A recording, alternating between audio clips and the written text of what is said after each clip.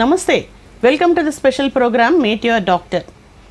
కారణాలు ఏవైనా ఇటీవలి కాలంలో జుట్టు రాలడం అనేది ప్రధాన సమస్యగా తయారైంది. ఇది అన్ని వయసుల వాళ్ళలో కూడా కామన్గా అయిన ప్రాబ్లం ఇది. సో దీని గురించి అసలు కారణాలు ఏంటి, అలాగే హోమియోలో ఎటువంటి వైద్య చికిత్సా విధానాలు ఉన్నాయి అనే విషయాలను తెలుసుకుందాం. ఈరోజు మనతో పాటు స్టూడియోలో ఉన్నారు డాక్టర్ భరద్వాజ్. వీరు ఫిడికస్ హోమియోకి CEO అండ్ చీఫ్ డాక్టర్గా ఉన్నారు. అలాగే www.fidicus.com అనే వెబ్సైట్లో కూడా అందుబాటులో ఉంటారు. మీరు వారిని సంప్రదించడానికి ఫోన్ చేయాల్సిన నంబర్ 7997101303. ఈ నెంబర్కి కాల్ చేసి మీరు అపాయింట్మెంట్ తీసుకోవచ్చు. సో ముందుగా వారిని ఆహ్వానిద్దాం. సార్ నమస్తే. నమస్తే అండి. యా, ఇప్పుడు అంటే చిన్న పిల్లల దగ్గర నుంచి కూడా చూస్తున్నాము జుట్టు రాలడం అనేది చాలా సమస్య, పెద్ద సమస్యగా మారింది. సో దీనికి అసలు కారణాలు ఏంటి, అసలు జుట్టు రాలడం అనేది దేన్ని మనం అది సమస్యగా కన్సిడర్ చేయాలి? రైట్. సో జుట్టు రావడం అనేది చాలా కామన్ అయిపోయిందండి. మెయిన్గా మనం దీంట్లో చూసే ప్రాబ్లం ఏంటంటే ఈవెన్ డాక్టర్సే ఏం చేస్తారంటే, సో మనకు జుట్టు రాలడం అనేది అది ఒక సింగిల్ డిసీజ్ కాదు, మనకు మల్టిపుల్ డిసీజెస్ ఉన్నాయి జుట్టు రాలడం అనేది. సో మనము అలపేషియా ఎరేటా అంటాము, యూనివర్సాలిస్ అంటాము, టోటాలిస్ అంటాము, లేకపోతే టీలోజన్ ఎఫ్లూవమ్ అంటాము, male pattern baldness, female pattern baldness, androgen, అదేవిధంగా కెటాజన్ అలపేషియా అంటాము. So different types of alopecia ఉంది. Hot comb alopecia, different types of alopecia ఉంది. కొన్ని దీన్ని ఒక్కొక్క సిస్టమ్ ఆఫ్ మెడిసిన్లో ఒక్కొక్క దానికి చాలా ఇంపార్టెన్స్ ఉందన్నమాట. ఫర్ ఎగ్జాంపుల్ మీరు అలపేషియా ఎరేటా అంటే ఏంటి, ఏదైనా ఒక స్మాల్ ఏరియాలో హెయిర్ పోతుంది, లేకపోతే ఒక పార్ట్లో హెయిర్ పోతుంది, మీన్స్ ఐబ్రో మొత్తం పోతుంది, లేకపోతే బియర్డ్ మొత్తం పోతుంది, ముస్టాచ్ మొత్తం పోతుంది. సో దీన్ని అలపేషియా టోటాలిస్ అంటాం అనమాట. అదేవిధంగా అలపేషియా యూనివర్సాలిస్ అంటారు. యూనివర్సాలిస్ అంటే కొంతమందికి మనం చూస్తుంటే బాడీ మొత్తం హెయిర్ పోతుంది అనమాట. ఈ 3 వాటికి ఏంటంటే ఆటో ఇమ్యూన్ డిజార్డర్. దీంట్లో హోమియోపతిలో చాలా ఎక్సలెంట్ ట్రీట్మెంట్ ఉంటుంది. అదేవిధంగా టీలోజన్ ఎఫ్లూవమ్ అంటాం. టీలోజన్ ఎఫ్లూవమ్ అంటే మోస్ట్ ఆఫ్ ది పీపుల్కి వచ్చే అలోపేషియా అనమాట, అంటే హెయిర్ ఫాల్. ఎస్పెషల్లీ విమెన్లో ఇది ఎక్కువగా ఉంటుంది. సో దాన్ని పర్టికులర్గా డయాగ్నోస్ చేసి హోమియోపతిలో చాలా ఎక్సలెంట్గా ట్రీట్ చేయొచ్చు. నెక్స్ట్ ఏంటంటే ఆండ్రోజెనెటిక్ అలపేషియా అంటారనమాట. ఇది male pattern baldness, female pattern baldness అంటారనమాట. ఇది ఫ్రాంటల్ రిసీడింగ్ ఉండి క్రౌన్లో మధ్యలోంచి హెయిర్ పోవడము. అదేవిధంగా విమెన్లో అయితే డిఫ్యూజ్డ్ హెయిర్ ఫాల్ ఉంటుంది దీంట్లో కూడా. సో ఇది అంతగా రెస్పాండ్ కాదనమాట. చాలామంది దీన్ని డిఫరెన్షియేట్ చేయకుండా, అసలు కరెక్ట్ డయాగ్నోస్ చేయకుండా ట్రీట్మెంట్ చేసినప్పుడు ఏమవుతుందంటే చాలా వాటికి ఫెయిల్యూర్ అనేది ఉంటుంది. మెయిన్గా మనం రీజన్ తెలుసుకుంటే ఫస్ట్ మనము ఆండ్రోజెనెటిక్ అలపేషియా తీసుకుంటాం. ఆండ్రోజెనెటిక్ అలపేషియా అనేది ఏంటంటే అది జెనెటికల్గా వచ్చేదన్నమాట. మేల్స్లో కానీ ఫీమేల్స్లో కానీ ఏమవుతుందంటే జెనెటికల్గా వస్తుంది. సో దీన్ని male pattern baldness, female pattern baldness అంటారు. బేసిక్గా డైహైడ్రో టెస్టోస్టిరాన్ అని ఒక హార్మోన్ రిలీజ్ అవుతుంది బాడీలో. ఆ హార్మోన్ వల్ల కొంతమందికి ఏమవుతుందంటే ఆ హార్మోన్ రిసెప్టార్స్ కానీ ఎక్కువ ఉంటే హెడ్ పైన, సో వీళ్ళకు హెయిర్ లాస్ అనేది ఉంటుందన్నమాట. అది ఆండ్రోజెనెటిక్ అలపేషియా. ఇంకోటి టీలోజన్ ఎఫ్లూవమ్ అంటాం అనమాట. టీలోజన్ ఎఫ్లూవమ్ అనేది కామన్ హెయిర్ ఫాల్, చాలా విమెన్లో మెన్లో చూసాం. దీనికి రీజన్స్ ఏంటంటే చాలా రీజన్స్ ఉంటాయి. డైట్ ప్రాబ్లమ్స్ కానీ, లేకపోతే కొన్ని మెడికేషన్ వాడడం కానీ, స్ట్రెస్ కానీ, డిఫరెంట్ ప్రాబ్లమ్స్ ఉంటాయి అనమాట. దాన్ని మనం టీలోజన్ ఎఫ్లూవమ్ అంటాం అనమాట. అదేవిధంగా మనకు ఒక స్పాట్లో హెయిర్ పోతుంది, దాన్ని ఏమంటామంటే alopecia universalis, totalis or alopecia areata అంటాము. ఇది ఒక auto immune disorder. So auto immune disorder అంటే నార్మల్గా మన బాడీ సెల్స్ వేరే ఫారిన్ ఆర్గానిజం మన బాడీలోకి వస్తే దానికి అగేన్స్ట్గా ఫైట్ చేయాలన్నమాట. ఈ కండిషన్లో ఏమవుతుందంటే మన బాడీ హెయిర్ ఫాలికల్స్ని ఇది ఫారిన్ బాడీ లాగా ఐడెంటిఫై చేసి దాన్ని చంపేస్తుంది అనమాట. దాన్ని అలపేషియా ఎరేటా అంటాము. దీనికి మరొక పేరు ఏంటంటే అంటే డిఫరెంట్ ఫామ్ అనమాట. అలపేషియా టోటాలిస్ అంటాము, అలపేషియా యూనివర్సాలిస్ అంటాం. సో బేసిక్గా అసలు డిసీజ్ని అర్థం చేసుకోకుండా చాలామంది మనకు ఫేక్ బాబాలు, ఫేక్ గురువులు, ఫేక్ డాక్టర్లు ఎక్కువైపోయారు అనమాట. వీళ్ళు ఏదన్నా మా మందు పనిచేస్తుంది అంటారు. అలా కాదండి. ఫస్ట్ డయాగ్నోస్ చేయగలరు అసలు ఎందుకు హెయిర్ ఫాల్ అయింది అని. ఫస్ట్ ఆ డిసీజ్ ఏదో కనబెట్టి దాన్ని ట్రీట్మెంట్ చేస్తే సో డిఫరెంట్ సిస్టమ్ ఆఫ్ మెడిసిన్స్లో డిఫరెంట్ అవుట్కమ్ ఉంటుంది. అది తెలిసి కనుక చేస్తే సక్సెస్ రేట్ అనేది చాలా ఎక్కువగా ఉంటుంది. ఓకే, అయితే హెయిర్ ఫాల్ అంటే ఎలాగోలా అంతో ఇంతో పోతూ ఉంటుంది, ఎవరికైనా అది సహజం. వన్స్ కోమ్ చేసామంటే పోతుంటుంది. అయితే దేన్ని నార్మల్ హెయిర్ ఫాల్గా తీసుకోవాలి, దేన్ని అబ్నార్మల్గా తీసుకోవాలి? రైట్. సో మనము ఫస్ట్ టీలోజన్ ఎఫ్లూవమ్ గురించి తీసుకున్నప్పుడు అంటే మనకు మామూలుగా హెయిర్ అనేది ఒక సైకిల్ ఉంటుంది. ఏదన్నా మనకు లైఫ్ సైకిల్ ఉన్నట్లు హెయిర్కి కూడా ఒక సైకిల్ ఉంటుంది అనమాట.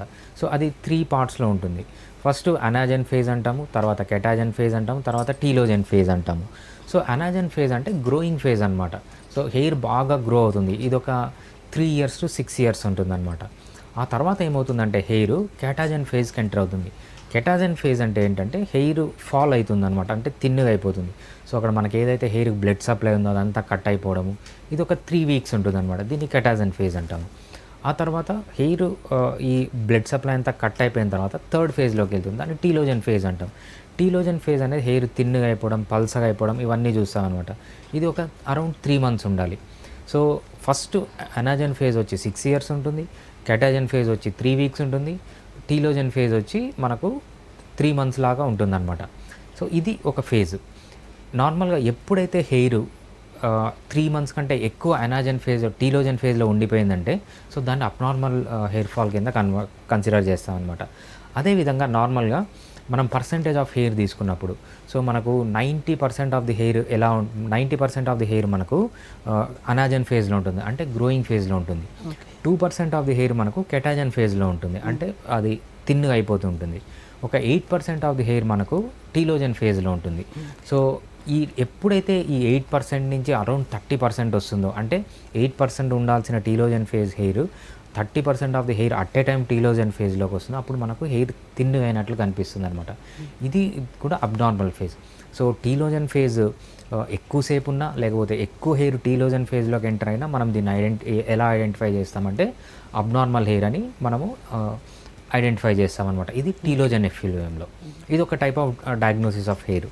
నెక్స్ట్ ఆండ్రోజెనెటిక్ అలపేషియా అంటారనమాట. ఆండ్రోజెనెటిక్ అలపేషియా అంటే మామూలుగా బట్టతల అంటారు. మగవారికి అయితే ఇక్కడి నుంచి స్టార్ట్ అవుతుంది, లేకపోతే ఇక్కడి నుంచి స్టార్ట్ అవుతుంది, లేదంటే టెంపుల్స్ నుంచి స్టార్ట్ అవుతుంది. కొంతమందికి మొత్తం వస్తుంది అన్నమాట. దీన్ని ఆండ్రోజెనెటిక్ అలపేషియా అంటాం. సేమ్ టైప్ ఆఫ్ అలపేషియా విమెన్లో వచ్చినప్పుడు ఏమవుతుందంటే డిఫ్యూజ్ హెయిర్ ఫాల్ ఉంటుంది. కొంతమందికి మనం చూస్తుంటాం బాగా హెయిర్ పోయి లోపల స్కిన్ అంతా, అంటే స్కాల్ప్ మొత్తం విమెన్లో కనిపిస్తుంటుంది అనమాట. అది ఫీమేల్ ప్యాటర్న్ బాల్నెస్ అంటాం. దీనికి రీజన్ ఏంటంటే మెయిన్గా మనకు డైహైడ్రోటెస్టోస్టిరాన్ అని ఒక హార్మోన్ ఉంటుందన్నమాట. ఆ హార్మోన్ యొక్క రిసెప్టార్స్ కొంతమందికి ఎక్కువ ఉంటాయి హెడ్ పైన. సో ఎప్పుడైతే ఈ రిసెప్టార్స్ ఎక్కువ ఉంటాయో వాళ్ళల్లో ఏమవుతుందంటే ఈ హెయిర్ అనేది థిన్ అయిపోయి హెయిర్కి కావాల్సిన బ్లడ్ సప్లై అంతా కట్ అయిపోయి కంప్లీట్గా రూట్ అనేది పోతుందన్నమాట. ఇది సెకండ్ టైప్ ఆఫ్ కాజ్. ఇంకా థర్డ్ కాజ్ వచ్చి మనము అలపేషియా ఏరేటా అంటాం. సో ఈ అలపేషియా ఏరేటాకి మెయిన్ కాజ్ ఏంటంటే ఆటో ఇమ్యూన్ డిజార్డర్. నార్మల్గా ఏదైనా ఫారిన్ ఆర్గానిజం మన బాడీలోకి ఎంటర్ అయినప్పుడు దానికి అగెన్స్ట్గా మన ఇమ్యూనిటీ పనిచేసి దాన్ని చంపేయాలన్నమాట. ఈ అలపేషియా ఎరేటాలో దీన్నే ఇంకో ఫామ్ ఏమంటామంటే యూనివర్సాలిస్ అంటాం, టోటాలిస్ అంటాం. ఇక్కడ ఏమవుతుంది అంటే సో మన హెయిర్ ఫాల్కి అగెన్స్ట్గా సెల్ మీడియేటెడ్ ఇమ్యూనిటీ అంటాం అనమాట. T cell mediated immunity, a type of white cell blood corpuscles అనమాట. అది మన ఇమ్యూన్ సెల్స్ దాన్ని హోల్గా డెస్ట్రాయ్ చేస్తాయి. ఎప్పుడైతే డెస్ట్రాయ్ చేస్తాయో దాన్ని మనము టీలోజన్ దాన్ని మనము ఏరేటా కానీ టోటాలిస్ కానీ యూనివర్సాలిస్ కానీ అంటాం అనమాట. సో మనము బేసిక్గా ఇక్కడ చెప్పేది ఏంటంటే డిఫరెంట్ హెయిర్ ఫాల్కి డిఫరెంట్ రీజన్స్ ఉంటాయన్నమాట. సో ఆ రీజన్ని బేస్ చేసుకొని మనం ట్రీట్మెంట్ చేయాలి. అంతేగాని కళ్ళు మూసుకొని ఏదన్నా ఏ హెయిర్ ఫాల్ వచ్చినా ఒకటే మందు. మనం అడ్వర్టైజ్మెంట్లు చూస్తూ ఉంటాం, టీవీలో అడ్వర్టైజ్మెంట్, పెద్ద పెద్ద యాడ్స్ కూడా ఇస్తూ ఉంటారు. సో మా హెయిర్ మెడిసిన్ వాడండి హెయిర్ వస్తుందని. సో డిఫరెంట్ హెయిర్ ఫాల్కి రీజన్ డిఫరెంట్ కాబట్టి మెడిసిన్స్ కూడా డిఫరెంటే ఉండాలి. అన్నిటికీ ఒకటే మెడిసిన్ అనేది కుదరదు అనమాట. That's wrong way. అటువంటి అడ్వర్టైజులు మీరు నమ్మకండి. సో మీకు హెయిర్ ఫాల్ ఉంటే డైరెక్ట్గా డాక్టర్ దగ్గరికి వెళ్ళి అసలు ఏంటి ఫస్ట్ డయాగ్నోస్ చేసుకొని తర్వాత ట్రీట్మెంట్ తీసుకుంటే సక్సెస్ రేట్ అనేది 100% అని చెప్పలేం, మంచి సక్సెస్ రేట్ ఉంటుంది. లేదు మీరు అడ్వర్టైజ్మెంట్లు చూసి లేకపోతే ఏ ఫేక్ బాబాలో ఆ తైలము ఈ తైలం అని ఆ ఆయిల్ అని ఈ ఆయిల్ అని ప్రతి ఒక్క దానికి ఒకటే ఆయిల్ ఇస్తుంటే అవి పనిచేయవన్నమాట. ఓకే, అయితే మీ దగ్గరకు వచ్చిన పేషెంట్కి ఏ టైప్ ఆఫ్ ప్రాబ్లం అనేది మీరు ఏ విధంగా డయాగ్నోస్ చేస్తారు? రైట్. సో ఇది చాలా మంచి క్వశ్చన్ అండి. సో మనకు మెయిన్గా మనం 3 types ఆఫ్ హెయిర్ ఫాల్ తీసుకున్నాం కదా. ఫస్ట్ హెయిర్ ఫాల్ మనం టీలోజన్ ఎఫ్లూయం అన్నాం. టీలోజన్ ఎఫ్లూయంకి మనకేంటంటే హిస్టరీ అవసరం. సో అసలు ఎప్పటి నుంచి ఫాల్ అవుతుంది, ఎంత ఫాల్ అవుతుంది, అదేవిధంగా ఏమైనా మెడిసిన్స్ వాడుతున్నారా, లేకపోతే న్యూట్రిషన్ ఎలా ఉంది, ఏమైనా స్ట్రెస్ ఉందా, ఇవన్నీ ఆలోచిస్తాం అనమాట. ఇవన్నీ ఆలోచించిన తర్వాత ఇది ఫస్ట్. నెక్స్ట్ ఏంటంటే అలపేషియా ఎరేటా. అలపేషియా ఎరేటాకి మనకు హెయిర్ ఫాల్ అనేది ప్యాచెస్లో ఉంటుంది, లేకపోతే ఒక కంప్లీట్ ఒక పార్ట్లో హెయిర్ మొత్తం పోతుంది అనమాట. ఒక ఐబ్రో పోవడం కానీ, లేకపోతే ముస్టాచ్ మొత్తం పోవడం కానీ, బియర్డ్ మొత్తం పోవడం కానీ, ఇది సెకండ్ ఫామ్ అనమాట ఎరేటాకి. ఇంకోటి ఏంటంటే యూనివర్సాలిస్, కొంతమందిని మనం చూస్తాం. సో మొత్తం టోటల్ బాడీ హెయిర్ అనేది పోతుంది. సో వీళ్ళకి ఏం చేస్తామంటే మనము ఆ స్కిన్ కొంచెం కట్ చేసి బయాప్సీకి పంపిస్తాం. బయాప్సీకి పంపిస్తే అక్కడ క్లియర్గా మనము రిపోర్ట్లో చూస్తాం అనమాట. ఇది అలపేషియా ఎరేటా అని. ఇంకో థర్డ్ ఫామ్ ఆండ్రోజెనెటిక్ అలపేషియా అంటారనమాట. ఆండ్రోజెనెటిక్ అలపేషియాలో ఏమవుతుందంటే, సో మనకు హెయిర్ అనేది మగవాళ్ళలో అయితే ఫ్రాంటల్లో కానీ, లేకపోతే వర్టెక్స్లో కానీ, లేకపోతే టెంపుల్స్ అంటారు ఈ సైడ్లో పోతుంది. ఇదే అలపేషియా విమెన్లో డిఫ్యూజ్గా ఉంటుంది, అంటే మొత్తం పోతుంది. స్కిన్ లోపల ఉన్న కొంతమంది చూస్తారు రేర్గా ఉంటుంది అనమాట. విమెన్లో చాలా తక్కువ. సో మనకు స్కాల్ప్ మొత్తం కనిపిస్తుంది.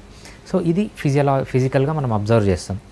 ఇదే విధంగా మనకు ట్రైకోస్కోపీ అని ఒక లెన్స్ ఉంటుంది, ఒక క్యామ్ ఉంటుంది. ఆ క్యామ్లో చూస్తే ఏమవుతుందంటే, సో మెయిన్గా మనము ఆండ్రోజెనెటిక్ అలపేషియా లేకపోతే టీలోజెన్ ఎఫ్లూయం ఎలా కనబెడతామంటే, టీలోజెన్ ఎఫ్లూయంలో మనకు స్కారింగ్ అనేది ఉంది. మనం మైక్రోస్కోప్ పెట్టి చూసినప్పుడు మనకు ఆ స్కాల్ప్ పైన స్కారింగ్ అనేది ఉండదన్నమాట, ఇంకా ఫాలికల్స్ ఉంటాయి.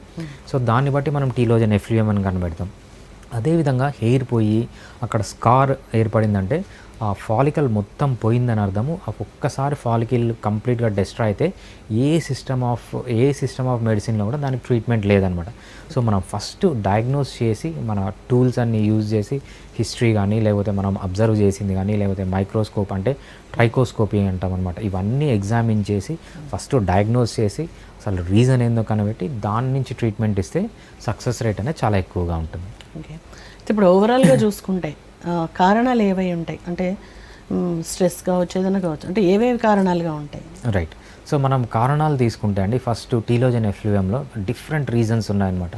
టీలోజెన్ ఎఫ్లూయంలో రీజన్స్ ఏముంటాయంటే న్యూట్రిషన్లో మళ్ళీ అన్ని ప్రోటీన్ డెఫిషియన్సీ ఉన్నా, లేకపోతే విటమిన్ డెఫిషియన్సీ ఉన్నా, మినరల్ డెఫిషియన్సీ ఉన్నా, ఎస్పెషల్లీ విటమిన్ D3 డెఫిషియన్సీ ఉన్నా, సో మంచి ఈ విటమిన్ డెఫిషియన్సీస్ ఉన్నా మనము టీలోజెన్ ఎఫ్లూయము రీజన్ ఉంటుందన్నమాట. స్ట్రెస్ అంటాం, స్ట్రెస్ వల్ల కూడా మనకు టీలోజెన్ ఎఫ్లూయం వస్తుంది. అదేవిధంగా కొన్ని మెడిసిన్స్, సో మీరు బీపీకో షుగర్కో ఏదైనా మెడిసిన్స్ వాడారనుకోండి, దానివల్ల కూడా టీలోజెన్ ఎఫ్లూయం వస్తుంది. కొంతమంది ఏంటంటే ఎక్కువ హెల్మెట్స్ వాడుతుంటారు, బాగా హెల్మెట్ వాడుతుంటారు. ఈ హెల్మెట్ వాడడంలో వల్ల కూడా ప్రెషర్ వల్ల టీలోజెన్ ఎఫ్లూయం అనేది వస్తూ ఉంటుంది. అదేవిధంగా హార్మోనల్ ఇంబ్యాలెన్స్ కానీ ఏదన్నా చేంజెస్ వచ్చినా కూడా మనకు టీలోజెన్ ఎఫ్లూయం అనే ఫస్ట్ హెయిర్ ఫాల్ వస్తుంది. So next hair fall androgenetic అలపేషియా ఏంటంటే అది జెనెటిక్ అనమాట. దానికి మనం ఏమీ చేయలేము. జెనెటిక్ అంటే బేసిక్గా డైహైడ్రోటెస్టోస్టిరాన్ అనే హార్మోన్ ఉంటుంది. ఎప్పుడైతే ఈ హార్మోన్ రిలీజ్ అవుతుందో, సో కొంతమందిలో ఏంటంటే ఈ రిసెప్టార్స్ ఉంటాయి, అంటే ఈ హార్మోన్ని తీసుకునే రిసెప్టార్స్ స్కాల్ప్లో ఉంటాయన్నమాట. సో బేసిక్గా మన హెయిర్ ఫాలికల్లో ఉంటాయి. ఎప్పుడైతే ఈ రిసెప్టార్స్ మన హెయిర్ ఫాలికల్లో ఎక్కువ ఉంటాయో వాళ్ళకి ఏంటంటే బట్టతల అనేది వస్తుందన్నమాట. సో ఫ్రాంటల్ రెసిషన్ కానీ, లేకపోతే వర్టెక్స్లో కానీ, లేకపోతే టెంపోరల్ రీజన్లో మెన్లో అయితే, ఫిమెన్లో అయితే డిఫ్యూజ్గా ఉంటుంది. సో అది రీజన్ అవుతుంది. సో ఇది మోస్ట్లీ జెనెటిక్ కాదనమాట. థర్డ్ ఇది ఆటో ఇమ్యూన్ డిజార్డర్ అంటే చాలామంది అనుకుంటారు ఇది స్కిన్ ప్రాబ్లం అనుకుంటారు అనమాట. ఇది బేసిక్గా స్కిన్ ప్రాబ్లం కానీ హెయిర్ ప్రాబ్లం కానీ కాదండి. సో మీ బాడీ సెల్స్ని ఫారిన్ ఆర్గానిజం లాగా ఐడెంటిఫై చేస్తున్నాయి. అది మీ స్కిన్ లేకపోతే మీ హెయిర్ ఫాల్ ఒక్కటే ఉండదు. సో ఎప్పుడైతే మీ కిడ్నీని అటాక్ చేస్తాయో, లేకపోతే మీ బ్లడ్ని అటాక్ చేస్తాయో, లేకపోతే స్కిన్ను అటాక్ చేస్తాయో, డిఫరెంట్ ఫామ్స్ లాగా బయటపడుతుంది. సో ఇది ఒక ఆటో ఇమ్యూన్ డిజార్డర్. సో దీనికి కూడా జెనెటిక్ ప్రీడిస్పోజిషన్ ఉంటుంది. దాంతోపాటు జెనెటిక్ ప్రీడిస్పోజిషన్ ఉంటే మీ ఫాదర్కి కానీ, మదర్కి కానీ, లేదంటే మీ రిలేటివ్స్లో ఉంటే కానీ మీలో వచ్చే ఛాన్స్ ఎక్కువగా ఉంటుంది. ఆన్ టాప్ ఆఫ్ ఇట్ కొన్ని ట్రిగ్గరింగ్ ఫ్యాక్టర్స్ ఉంటాయంటే ఫుడ్ సరిగ్గా తీసుకోకపోవడం, స్ట్రెస్లో ఉండడం. సో ఏదన్నా దీన్ని ఈ ఆటో ఇమ్యూన్ ప్యాథాలజీని ట్రిగ్గర్ చేయొచ్చు అనమాట. సో డిసీజ్కి మనకు రీజన్ అనేది మారుతూ ఉంటుంది. ఓకే, అయితే ఇప్పుడు బట్టతల అనేది వంశపారంపర్యం అయితే ఒకవేళ దానికి మందులతోటి ట్రీట్మెంట్ అనేది ఉందా లేకపోతే ఉండదా? రైట్. సో బట్టతల అనేది మీరు చెప్పేది ఆండ్రోజెనెటిక్ అలపేషియా అంటాము, లేకపోతే female pattern baldness, male pattern baldness అంటామంటే దీన్ని ఎలా గుర్తుపడతామంటే మెన్లో అయితే ఫ్రాంటల్ రెసిషన్ ఉంటుంది, ఇక్కడి నుంచి హెయిర్ లైన్ బ్యాక్కి వెళ్తూ ఉంటుంది, లేకపోతే వర్టెక్స్ నుంచి ఇక్కడి నుంచి హెయిర్ అనేది ఫాల్ అవుతుంటుంది, లేకపోతే టెంపల్స్ నుంచి హెయిర్ అనేది ఫాల్ అవుతుంది. కొంతమందికి అన్ని ఏరియాస్లోంచి స్టార్ట్ అవుతుంది. ఇది మెన్లో. విమెన్లో అయితే ఎలా ఉంటుందంటే డిఫ్యూజ్డ్ హెయిర్ ఫాల్ మనం కొంతమందికి చూస్తుంటాం, స్కాల్ప్ కనిపిస్తూ ఉంటుంది. సో విమెన్లో వాళ్ళకి ఏంటంటే డిఫ్యూజ్ హెయిర్ ఫాల్ ఉంటుంది, దాన్ని ఫీమేల్ ప్యాటర్న్ బాల్డ్నెస్ అంటాం అనమాట. దీనికి రీజన్ ఏంటంటే మెయిన్గా జెనెటిక్ రీజన్. జెనెటిక్ రీజన్ వల్ల జరుగుతుంది. సో దీనికి బెస్ట్ ట్రీట్మెంట్ అంటే ఏంటంటే దీనికి హోమియోపతిలో ట్రీట్మెంట్ లేదండి. చాలామంది హోమియోపతి డాక్టర్స్ అడ్వర్టైజ్మెంట్ ఇచ్చేది చూస్తాం. హోమియోపతి డాక్టర్స్ అనే కాదు, ఆయుర్వేద వాళ్ళు కానీ చాలామంది అడ్వర్టైజ్మెంట్లు ఇచ్చేది చూస్తాం. బట్టతలకు ట్రీట్మెంట్ ఉందని నమ్మకండి. ఎందుకంటే ఏ సిస్టమ్ ఆఫ్ మెడిసిన్లో కూడా బట్టతలకు ట్రీట్మెంట్ లేదు. ఈ బట్టతలకు ట్రీట్మెంట్ ఉన్న సిస్టమ్ ఒక మెడిసిన్ అలోపతిక్ మెడిసిన్ అనమాట. లేకపోతే కన్వెన్షనల్ ట్రీట్మెంట్ అంటాం, లేకపోతే డర్మటాలజిస్ట్ దగ్గరికి వెళ్ళి ట్రీట్మెంట్ తీసుకునేది, లేకపోతే మీ హెయిర్ స్పెషలిస్ట్ అని మనకు చాలా క్లినిక్స్ ఉన్నాయి. సో అక్కడ ట్రీట్మెంట్ తీసుకునేది బెస్ట్ అండి. దీంట్లో ఆ సిస్టంలో తప్ప వేరే ఏ సిస్టంలో లేవు. ఇక్కడ ఏంటంటే డైహైడ్రోటెస్టోస్టిరాన్ బ్లాకర్స్ అని ఇస్తారు. ఆ బ్లాకర్స్ అని మీరు తీసుకుంటే సో మీరు హెయిర్ గ్రోత్ అనేది ఆల్రెడీ ఫాలికల్ ఉంటే హెయిర్ గ్రోత్ అవుతుంది. లేదు కొన్ని ఫాలికల్ కూడా చనిపోయిందంటే దీనికి రీజన్ మెయిన్ ట్రీట్మెంట్ ఏంటంటే హెయిర్ ట్రాన్స్ప్లాంట్. అంటే వేరే దగ్గర ఏ హెయిర్ అయితే ఉంటుందో అది తీసి ఇక్కడ ట్రాన్స్ప్లాంట్ చేస్తారన్నమాట. ఆ ట్రీట్మెంట్ తప్ప దీంట్లో ఏ డాక్టర్, ఈవెన్ హోమియోపతి డాక్టర్లను కూడా నమ్మకండి. ఎందుకంటే సక్సెస్ రేట్ ఆండ్రోజెనెటిక్ అలపేషియాలో చాలా తక్కువ, మేబీ 1 or 2% గెయిన్ అవుతారో తప్పితే చాలామంది దీనివల్ల యూజ్ ఉండదు. కాకపోతే ఈ డిసీజ్లో హోమియోపతి ఎలా హెల్ప్ చేస్తుందంటే, సో మీకు ఆల్రెడీ బట్టతల రాలేదు, మీ ఫ్యామిలీలో ఉంది అనుకోండి, మీరు అప్పుడు కన్నా ట్రీట్మెంట్ స్టార్ట్ చేస్తే మీకు ఆ బట్టతల రాకుండా హోమియోపతి కాపాడుతుంది. అదేవిధంగా మీకు ఎప్పుడైతే హెయిర్ ట్రాన్స్ప్లాంట్ చేసుకుంటారో లేకపోతే డైహైడ్రోటెస్టోస్టిరాన్ బ్లాకర్స్ తీసుకుంటారో అలోపతిక్ మెడిసిన్స్, దీనివల్ల మీకు ఏమన్నా సైడ్ ఎఫెక్ట్స్ వస్తే ఆ సైడ్ ఎఫెక్ట్స్ని హ్యాండిల్ చేయడానికి కూడా హోమియోపతి బాగా హెల్ప్ చేస్తుంది. అదేవిధంగా కొన్ని రోజుల తర్వాత ఈ హెయిర్ కూడా పోతుంది అనమాట, ట్రాన్స్ప్లాంట్ చేసిన హెయిర్. ఆ హెయిర్ పోకుండా కాపాడడానికి హోమియోపతి ట్రీట్మెంట్ మీరు కంబైన్ చేస్తే ఆ హెయిర్ పోకుండా కాపాడచ్చు. అంతేగాని స్టాండ్ అలోన్ హోమియోపతిక్ ట్రీట్మెంట్ ఈ బట్టతలలో పనిచేయదు. ఇదే అలపేషియా ఏరేటా అనుకోండి, అంటే స్పాట్స్లో హెయిర్ పోయి చాలా ఎక్సలెంట్గా పనిచేస్తుంది. కొంతమందికి బాడీ మొత్తం హెయిర్ పోతుంది, దానికి పనిచేస్తుంది. అదేవిధంగా telogen effluvium, so diffuse hair fall ఉందనుకోండి, జనరల్ హెయిర్ ఫాల్ అందరికీ 90% ఆఫ్ ది విమెన్కి అదే హెయిర్ ఫాల్ ఉంటుంది. ఎస్పెషలీ ఆ విమెన్కి హోమియోపతిలో ట్రీట్మెంట్ అనేది చాలా బాగుంటుంది అనమాట. ఓకే, అంటే ఇప్పుడు జెనెటికల్గా పోయే హెయిర్ ఫాల్కి తప్ప మిగతా అన్నిట్లోనే హోమియో ట్రీట్మెంట్ ఉందంట. రైట్. సో ఏదైతే బట్టతల అంటాం, మెన్లో వచ్చే బట్టతల అంటాం, అంటే ఫ్రాంటల్ రెసిషన్ లేకపోతే టెంపోరల్ రెసిషన్ లేకపోతే వర్టెక్స్ నుంచి ఏదైతే మగవాళ్ళల్లో వస్తుందో దానికి ఆడవాళ్ళలో డిఫ్యూజ్ హెయిర్ ఫాల్ ఉంటుంది. చాలామందికి ఏం పల్సగా అయిపోయి మనకు ఇక్కడ స్కాల్ప్ కనిపిస్తుంది అనమాట. ఆ 2 హెయిర్ ఫాల్స్కి తప్ప ఇంకా ఏ హెయిర్ ఫాల్ కన్నా హోమియోపతిలో చాలా ఎక్సలెంట్ ట్రీట్మెంట్ ఉంటుంది. Without side effect, even single side effect లేకుండా మనం ట్రీట్మెంట్ చేసుకోవచ్చు. అదేవిధంగా చాలా పవర్ఫుల్గా, అంటే చాలా ఎఫెక్టివ్గా పనిచేస్తుంది ఏ ట్రీట్మెంట్ ఆఫ్ మెడిసిన్స్తో పోల్చినా. ఎక్సెప్ట్ మన బట్టతల అంటామా, దానికి మాత్రం హోమియోపతిలో సక్సెస్ రేట్ చాలా తక్కువ ఉంటుంది. దాన్ని సెకండరీగా తీసుకోవాలి. సెకండరీగా తీసుకుంటే ఏమవుతుందంటే ఫర్దర్గా హెయిర్ డ్యామేజ్ కాకుండా ఉండడం, బట్టతల రాకుండా ఉండడం జరుగుతుంది. కానీ ఒక్కసారి వస్తే మాత్రం దానికి ట్రీట్మెంట్ అనేది లేదు. ఓకే, అంటే జనరల్గా బట్టతల అనేది మిడిల్ ఏజ్ తర్వాత నుంచే వస్తుంది. రైట్. కానీ ఇప్పుడు ఈ రోజుల్లో చూస్తుంటే 20sలో ఉన్న వాళ్ళకి కూడా వస్తుంది. రైట్. కారణం ఏంటంటే రైట్. సో ముందు కూడా 20sలో ఉన్న వాళ్ళకి బట్టతల వచ్చేది అండి. కాకపోతే ఏంటంటే చాలా తక్కువ మందికి వచ్చేదన్నమాట. సో 100లో ఒకరికో ఇద్దరికో చాలా ఎర్లీ ఏజ్లో బట్టతల వచ్చేదన్నమాట. ఇప్పుడు కూడా వస్తుంది, కాకపోతే ఇప్పుడు ఆ ఫ్రీక్వెన్సీ పెరిగింది. ఈ ఫ్రీక్వెన్సీ పెరగడానికి రీజన్ ఏంటంటే మనం ట్రిగ్గరింగ్ ఫ్యాక్టర్స్ అంటాం. ట్రిగ్గరింగ్ ఫ్యాక్టర్స్ అంటే ఏంటి? సో ఫుడ్ సరిగా తీసుకోపోవడం, ఇది కూడా బట్టతలని ట్రిగ్గర్ చేయొచ్చు. ఎక్కువ స్ట్రెస్లో ఉండడం, నిద్రపోకపోవడం, ఎక్సర్సైజ్ సరిగా చేయకపోవడం, అలవాట్లు అనమాట. సిగరెట్ తాగడం, మందు తాగడం, సో డ్రగ్స్ తీసుకోవడం, ఇవన్నీ చేస్తే ఏమవుతుందంటే ఈ బట్టతల ఎప్పుడో రావాల్సిందే త్వరగా ట్రిగ్గర్ అవుతుంది ఎర్లీ ఏజ్లోనే. సో మన బాడీ ఏజ్ అయిపోతుంది అనమాట. సో మనకు 2 ఏజెస్ ఉంటాయి. ఒకటి బయలాజికల్ ఏజ్ అని, క్రోనలాజికల్ ఏజ్ అని. బయలాజికల్ ఏజ్ అంటే మనం ఎప్పుడు పుట్టాం, 1980లో పుట్టాడు అనుకోండి. సో ఇప్పుడు ఒక 45 years అలా ఏజ్ ఉంటుంది, దాన్ని క్రోనలాజికల్ ఏజ్ అంటాం అనమాట.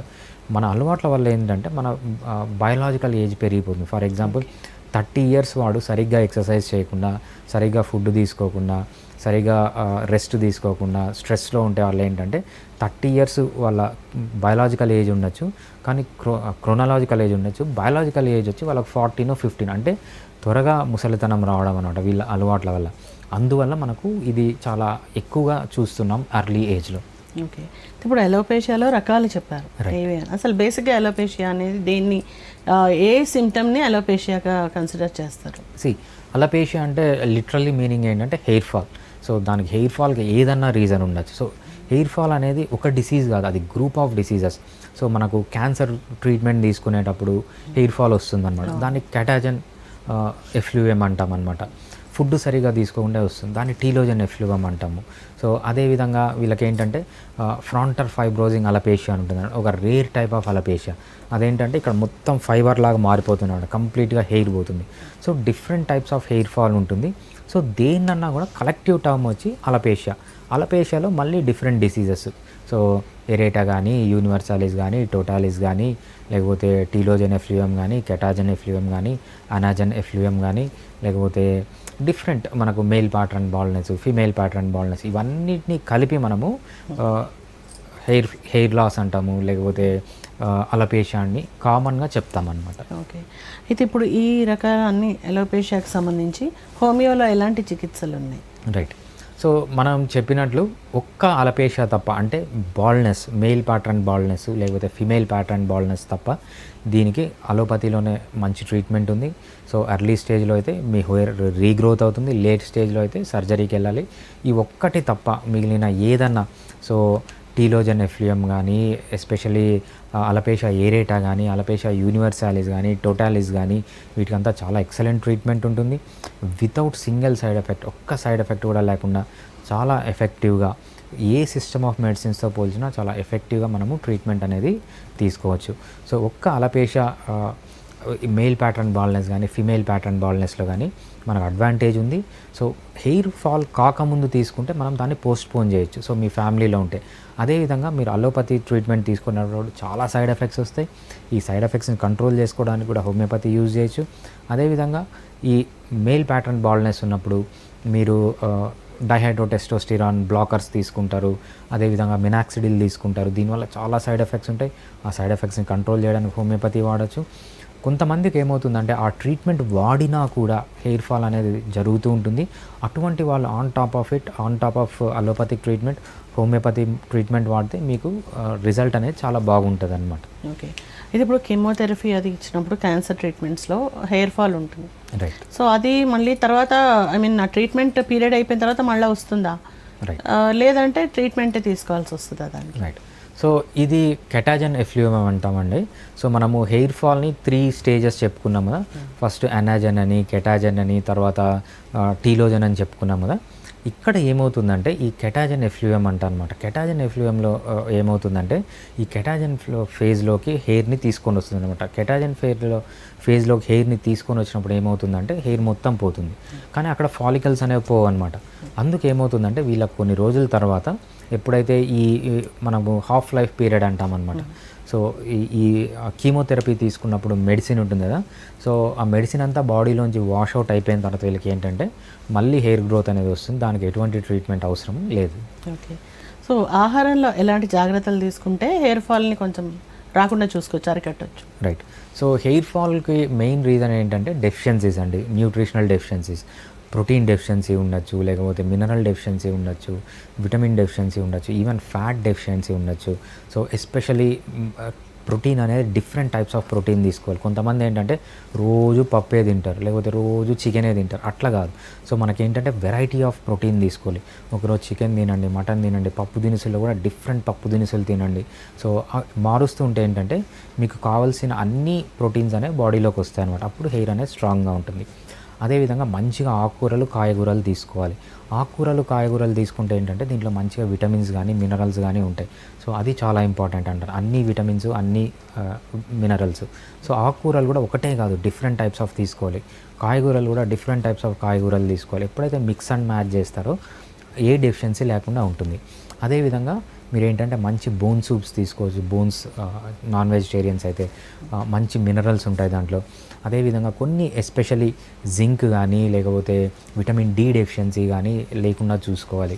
సో ఇవన్నీ తీసుకున్నప్పుడు మనకేంటంటే ఇంకోటి ఏంటంటే మన స్కిన్కి చాలా ఇంపార్టెంట్ omega-3 ఫ్యాటీ యాసిడ్స్. ఎప్పుడైతే omega-3 ఫ్యాటీ యాసిడ్స్, ఎస్పెషల్లీ ఫిష్లో omega-3 ఫ్యాటీ యాసిడ్స్ బాగుంటాయి అన్నమాట. అంటే న్యాచురల్లీ అవైలబుల్ ఫిష్, అంటే మీకు ఫీడ్ వేసి పెంచిన ఫిష్ కాకుండా నేచర్లో దొరికిన ఫిష్, లేకపోతే సముద్రంలో దొరికిన ఫిష్ రెగ్యులర్గా తీసుకుంటే హెయిర్ గ్రోత్ అనేది బాగా ఉంటుంది, ఎందుకంటే దాంట్లో ఒమేగా 3 ఫ్యాటీ యాసిడ్స్ బాగా ఉంటాయి అన్నమాట.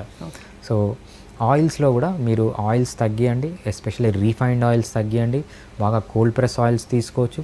ఫస్ట్ బెస్ట్ ఆయిల్ వచ్చి మనకు కోకోనట్ ఆయిల్, తర్వాత వచ్చి పల్లి ఆయిల్, తర్వాత ఆవ నూనె, తర్వాత మనకు ఈ ఆలివ్ ఆయిల్ అంటారు కదా. ఆలివ్ ఆయిల్తో ప్రాబ్లం ఏంటంటే ఒరిజినల్ ఆయిల్ దొరకదనమాట. సో ఈ 3 ఆయిల్స్ ఎక్కువగా వాడితే మీకు హెయిర్ ఫాల్ అనేది చాలా తక్కువగా ఉంటుంది.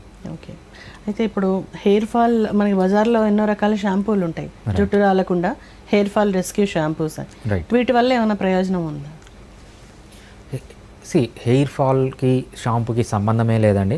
షాంపూ ఏం చేస్తుందంటే మీకు మెయిన్గా మీకున్న డస్ట్ ఏదైతే మీ స్కాల్ప్ పైన డస్ట్ ఉంటుందో ఆ డస్ట్ని తీసేస్తుంది తప్పితే అంతకు మించి మీకు హెయిర్ ఫాల్ కోసం అనేది ఎటువంటి షాంపూ ఉండదు. ఫర్ ఎగ్జాంపుల్ మీకు డాండ్రఫ్ ఉందనుకోండి, యాంటీ డాండ్రఫ్ షాంపూస్ ఉంటాయి. సో డాండ్రఫ్ వల్ల మీకు హెయిర్ ఫాల్ కన్నా ఉంటే యాంటీ డాండ్రఫ్ షాంపూ వాడితే సో అక్కడ డాండ్రఫ్ అనేది తగ్గి మీకు హెయిర్ ఫాల్ అనేది తగ్గుతుంది అంతే తప్పితే సో ప్రతి ఒక్క దానికి షాంపూ ఉండదు. సో బేసిక్గా విటమిన్ బి షాంపూ అని, ఆ షాంపూ అని, ఈ షాంపూ అని, ఆ కెమికల్ ఉందని సో ఇవన్నీ పనిచేయవండి. ఎందుకంటే అసలు స్కాల్ప్లో నుంచి చాలా వరకు కెమికల్స్ మీ స్కిన్లోకి, మీ బ్లడ్లోకి వెళ్ళవన్నమాట. సో అందుకు షాంపూ అనేది మీరు జస్ట్ ఏంటంటే మీ హెయిర్ని, మీ స్కాల్ప్ని క్లీన్ చేయడానికి యూజ్ అవుతుంది తప్పితే సో హెయిర్ ఫాల్ తగ్గించడానికి ఎటువంటి షాంపూలు లేవు. సో ఇవే ఫాల్స్ అడ్వర్టైజ్మెంట్లు ఇవే అనమాట. సో బేసిక్గా ఏంటంటే మనకు హెయిర్ ఫాల్ రావడానికి 100 రీజన్స్ ఉంటాయి. హెయిర్ ఫాల్ అనేది ఒక డిసీజ్ కాదు, అది మల్టిపుల్ డిసీజెస్. మనం డిసీజ్ ఐడెంటిఫై చేయకుండా ప్రతి ఒక్క దానికి ఒకటే షాంపూ వాడడము, లేకపోతే ప్రతి ఒక్క దానికి ఒకటే మెడిసిన్ వాడడము, ప్రతి ఒక్క దానికి ఒకటే ఆయిల్ వాడడం అనేది సక్సెస్ఫుల్గా ఉండదు. సో ఇది వేస్ట్ ట్రీట్మెంట్ అనమాట. ఎవరన్నా ఈ ఆయిల్ హెయిర్ ఫాల్కి పనిచేస్తుంది, లేకపోతే ఈ షాంపూ హెయిర్ ఫాల్కి పనిచేస్తుంది, లేకపోతే ఈ సింగిల్ మెడిసిన్ హెయిర్ ఫాల్కి పనిచేస్తుంది అంటే నమ్మకండి. ఎందుకంటే ఫస్ట్ డయాగ్నోజ్ చేయాలి అసలు ఎందుకు హెయిర్ ఫాల్ అయింది. ఇది అలపేషియా ఎరేటైనా, టీలోజన్ ఎఫ్లూయమ్మా, లేకపోతే కెటాజన్ ఎఫ్లూయమ్మా, ఏంటి. సో ఆండ్రోజెనిక్ అలపేషియా అని దాన్ని ఐడెంటిఫై చేసి దానికి సంబంధించిన ట్రీట్మెంట్ తీసుకోవాలి తప్పితే కామన్గా ఒక షాంపూ కానీ, ఒక ఆయిల్ కానీ, ఒక ట్యాబ్లెట్ కానీ హెయిర్ ఫాల్ కంటూ పనిచేయదన్నమాట. ఓకే, చివరిగా చెప్పండి, అసలు ఈ సమస్య అనేది రాకుండా ఉండాలంటే ఏమైనా జాగ్రత్తలు తీసుకోవచ్చు? అంటే ఇప్పుడు మీరు ఆహారం గురించి చెప్పారు, ఇంకేం జాగ్రత్తలు తీసుకుంటే మంచిది? రైట్. సో మనము ఆండ్రోజెనిక్ అలపేషియా అంటే మన చేతిలో ఉండదు అది. సో అది మెయిన్గా మన తాత ముత్తాతల నుంచి వస్తుంది.